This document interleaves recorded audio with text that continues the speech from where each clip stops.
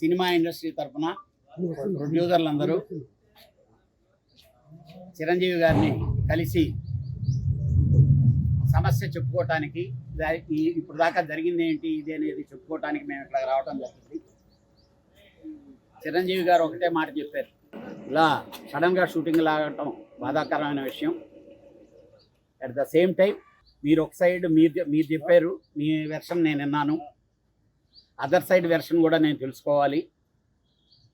At the same time ఆయన cinema shooting కూడా ఉంది కాబట్టి డెఫినెట్గా నేను ఏం మాట్లాడటం అనేది బాగుండదు. అదర్ సైడ్ వెర్షన్ తెలుసుకున్న తర్వాత నేను ఈ 2-3 రోజులు మాత్రం వెయిట్ చేస్తాను.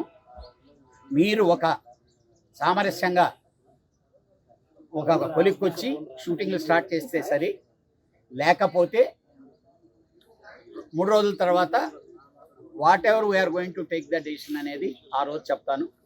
అప్పుడు దాకా సామరస్యపూర్వకంగా మీరు పరిష్కరించుకునే దానికి ప్రయత్నించండి అని చెప్పి చిరంజీవి గారు చెప్పారండి. అలాగే అందరూ పెద్దలు కూడా అంటే చిన్న ప్రొడ్యూసర్లందరూ మమ్మల్ని బతకనివ్వటం లేదు. వాళ్ళందరూ మమ్మల్ని ప్రెజర్ చేస్తున్నారు. మీ ఇష్టకానికి మీరు ఏదో మాట్లాడుకుంటే, అందుకనే రేపు చిన్న ప్రొడ్యూసర్లందరితో కూడా మాట్లాడబోతున్నాం.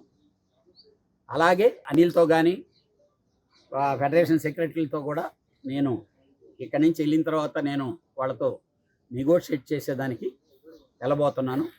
డెఫినెట్గా ముందు షూటింగ్లు స్టార్ట్ చేసి నెగోషియేట్ చేసుకొని పరిష్కారం చేసుకునే విధానంలోకి రావాలనేది అందరి కోరిక.